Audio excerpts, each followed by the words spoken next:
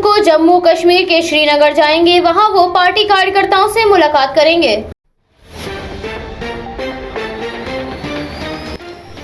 केंद्रीय कृषि मंत्री नरेंद्र सिंह तोमर ने कहा, चाहे कृषि कानून का विषय हो या कोविड-19 का, सभी पर सरकार चर्चा के लिए तैयार है।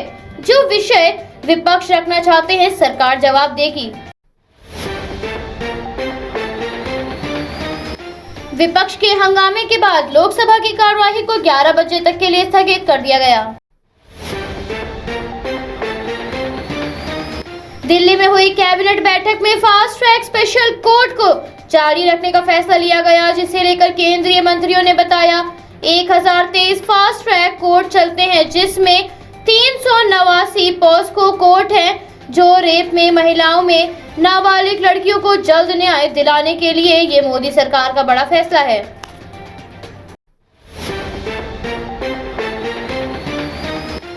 बीते साल दिल्ली पुलिस की स्पेशल सेल ने दक्षिण दिल्ली के 2 नामी गैंगस्टर अनिल गुर्जर और अंकित गुर्जर को गिरफ्तार किया था, जिसके बाद अंकित गुर्जर तिहाड़ जेल में बंद था। वहां गैंगस्टर अंकित गुर्जर मृत पाया गया, जिस पर परिजनों का कहना है जेल में अंकित की हत्या की गई है।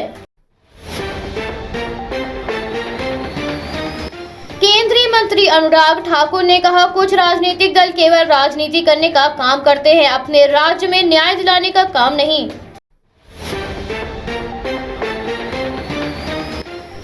अयोध्या में राम मंदिर दिसंबर 2023 तक भक्तों के लिए खोल दिया जाएगा।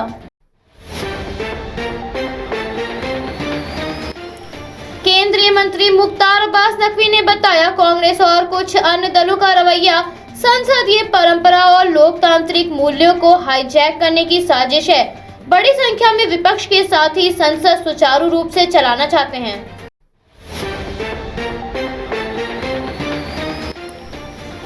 राजधानी लखनऊ में आतंक का पर्याय बने अपराधियों पर कमिश्नरेट पुलिस शिकंजा कसती नजर आ रही है, जिसमें विकास नगर पुलिस ने शातिर अपराधी और संगीन मामलों में वंचित ऋषभ राय को घेर लिया, लेकिन आरोपी पुलिस को चकमा देकर फरार हो गया। वहीं पुलिस ने उसकी बिना नंबर की गाड़ी को कब्जे में लेकर सीज कर लिया। उत्तर प्रदेश की योगी सरकार सभी ग्राम पंचायतों में सिटीजन चार्टर लागू करने जा रही है, जिसमें संबंधित सुविधा का समयबद्ध निस्तारण हो सकेगा। साथ ही ग्राम पंचायतों को इनमें से कुछ सुविधाओं का चयन करके 15 अगस्त तक लागू करना होगा। भारी बारिश के कारण बिहार में गंगा नदी का जल स्तर बढ़ने से दीघा में शमशान घाट पर जल भराव देखा गया। उत्तर प्रदेश में गन्ना भुगतान में लापरवाही को लेकर अपर मुख्य सचिव गन्ना एवं चीनी विभाग के आयुक्त संजय आर रेड्डी ने बताया, जब कई बार नोटिस देने के बाद भी मिलों को गन्ना किसानों को भुगतान नहीं किया, उसके बाद प्रदेश की 5 बड़ी चीनी मिलों के खिलाफ रिकवरी सर्टिफिकेट जारी किया गया है।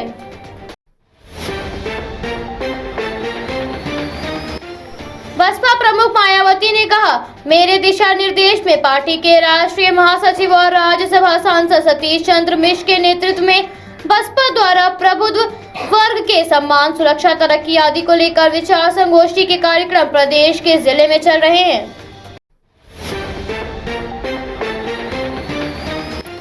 लोजपा नेता चिराग पासवान ने टोक्यो ओलंपिक में मुक्केबाजी प्रतियोगिता में ब्रॉन्ज मेडल जीतने वाली लवलीना को शुभकामनाएं देते हुए कहा, आपकी जीत हर भारतवासी के लिए गौरव का क्षण है। उत्तर प्रदेश के सिद्धार्थनगर के थाना कपिलवस्तु में नरखोइया निवासी एक नवयुवक का शव बंझा तालाब में मिला, जिसके बाद पूरे इलाके में सनसनी फैल गई है। 2 दर्जन से ज्यादा बाढ़ पीड़ितों से समाजवादी पार्टी के कार्यकर्ता गांव में जाकर मुलाकात कर रहे हैं और लोगों का हालचाल जान रहे हैं। जल भराव के कारण ग्रामीण पूरी तरह से परेशान हैं और फसलें बर्बाद हो चुकी हैं, जिस पर लोगों का कहना है सरकार ने इसे लेकर कोई ठोस कदम नहीं उठाया और जब तक नदी के बंधन नहीं बांधे जाएंगे तब तक बाढ़ आती रहेगी। उन्नाव के सांसद साक्षी महाराज द्वारा सपा के राष्ट्रीय अध्यक्ष अखिलेश यादव को लेकर की गई अमर्यादित टिप्पणी के विरोध में कानपुर समाजवादी पार्टी के नगर अध्यक्ष डॉक्टर इमरान के नेतृत्व में परेड चौराहे पर नारेबाजी के साथ साक्षी महाराज के पुतले को जूतों की माला पहनाकर उसे जलाकर विरोध प्रदर्शन किया गया। बिहार में ओल्ड एज पेंशन स्कीम विभाग द्वारा आधार कार्ड आधारित जीवन प्रमाण पत्र से मिलाने पर फर्जी पेंशन लेने का मामला पकड़ा गया, जिसमें सूबे के लगभग सभी जिलों में 1.88 लाख से ज्यादा लोग फर्जी तरीके से वृद्धावस्था पेंशन ले रहे थे।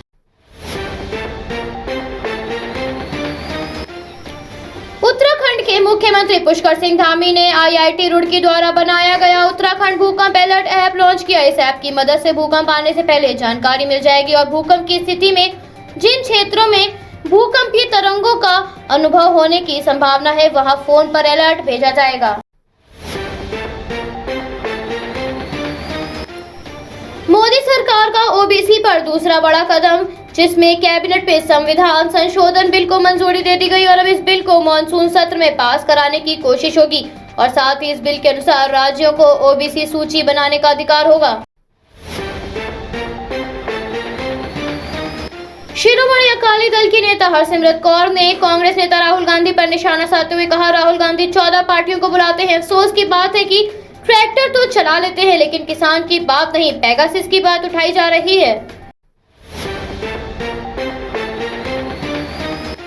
केंद्रीय नागर विमानन मंत्री ज्योतिरादित्य सिंधिया ने हवाई अड्डा आर्थिक नियामक प्राधिकरण संशोधन विधेयक पर कहा, हमारी विचारधारा है कि आम जन तक ये सुविधा पहुंचे।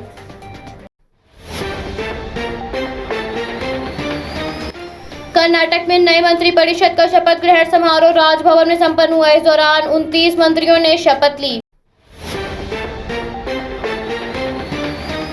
आंध्र प्रदेश सरकार ने मीडिया को गोपनीय जानकारी दिए जाने को लेकर राज्य के वित्त विभाग के 3 कर्मचारियों को निलंबित कर दिया है। राजस्थान कांग्रेस में मुख्यमंत्री अशोक गहलोत और सचिन पायलट के बीच लंबे समय से चल रहे विवाद को हरियाणा सरकार की अध्यक्ष कुमारी शैलजा ने सुलझा दिया है, जिसके बाद राजस्थान में कैबिनेट विस्तार पर सहमति बनती नजर आ रही है। मध्य प्रदेश के मुख्यमंत्री ने राज्य में बाढ़ प्रभावित क्षेत्रों का हवाई सर्वेक्षण किया। पश्चिम बंगाल के कोलकाता में भारी बारिश के बाद जलभराव देखा गया, जिससे यातायात प्रभावित हुआ और लोगों को काफी मुश्किलों का सामना करना पड़ रहा है। पश्चिम बंगाल में भारी बारिश के बाद आई बाढ़ के चलते राज्य के मुख्यमंत्री ने हावड़ा में बाढ़ प्रभावित इलाकों का दौरा किया और बाढ़ प्रभावित लोगों से बात की। उत्तर प्रदेश के उप मुख्यमंत्री केशव प्रसाद मौर्य ने मथुरा से भाजपा सांसद हेमा मालिनी से मुलाकात की। इस दौरान दोनों के बीच मथुरा में सड़कों के निर्माण को लेकर बातचीत की गई।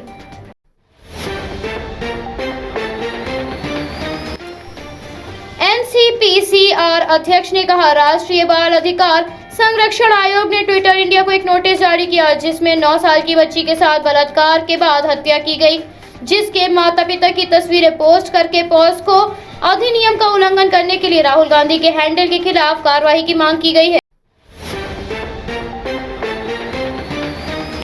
परिवर्तन निदेशालय ने भ्रष्टाचार से जुड़े मनी लॉन्ड्रिंग मामले में महाराष्ट्र के पूर्व गृह मंत्री अनिल देशमुख और उनके परिवार की 4.20 करोड़ रुपए की अचल संपत्ति कुर्क की है। तेलंगाना में ओलंपिक ब्रॉन्ज मेडल विजेता बैडमिंटन स्टार पीवी सिंधु अपने आवास पर पहुंची, जहां आरती उतारकर उनका स्वागत किया गया। भारतीय पहलवान योगेश्वर दत्त ने सेमीफाइनल में रवि दाहिया की जीत पर कहा, कुश्ती जगत के लिए और पूरे हिंदुस्तान के लिए बहुत बड़ी खुशी है। उम्मीद है कि वो गोल्ड जीतें। भारत की पहली रीजनल रेल जो दिल्ली से गाजियाबाद और मेरठ के शहरी इलाकों को जोड़ने के लिए बनाई जा रही है, उसके पहले चरण में पटरी बिछाने के लिए 9 किलोमीटर का वायाडक्ट तैयार हो गया है। जल्द ही ये रैपिड रेल पटरी पर दौड़ने लगेगी।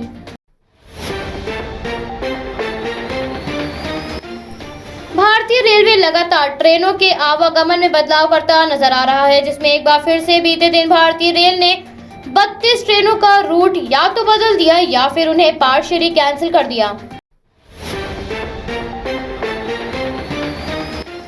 शिक्षा मंत्रालय और रक्षा मंत्रालय की ओर से योजना बनाई गई है कि अब देश के सभी स्कूलों में एनसीसी का परीक्षण किया जाएगा। इसके लिए शिक्षा मंत्रालय ने इस योजना पर तेजी से काम शुरू कर दिया है।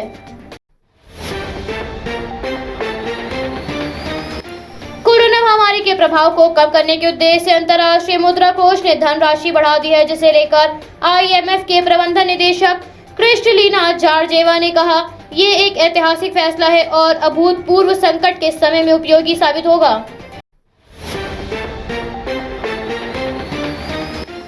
पूर्व भारतीय क्रिकेटर सचिन तेंदुलकर ने कुश्ती में टोक्यो ओलंपिक के फाइनल में जगह बनाने वाले भारतीय पहलवान रवि दाहिया को बधाई देते हुए कहा, क्या कमाल की वापसी है रवि दाहिया, आपने जिस तरह से 9-2 से पिछड़ने के बाद शांत रहकर वापसी की और मैच जीता, अपने आप में अद्भुत है।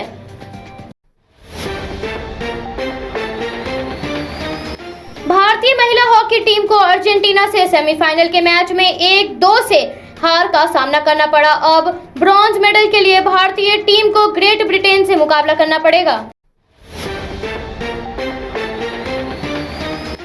जर्मनी में बाढ़ के कारण 80 से अधिक लोगों की मौत हो चुकी है और 1300 लोग लापता हैं। इतना ही नहीं, कई मकान ढह चुके हैं, जिस पर जर्मन चांसलर एंजेला मर्केल ने कहा, मेरी संवेदनाएं उन सबके साथ हैं और जिन्होंने आपदा में अपने प्रियजनों को खोया।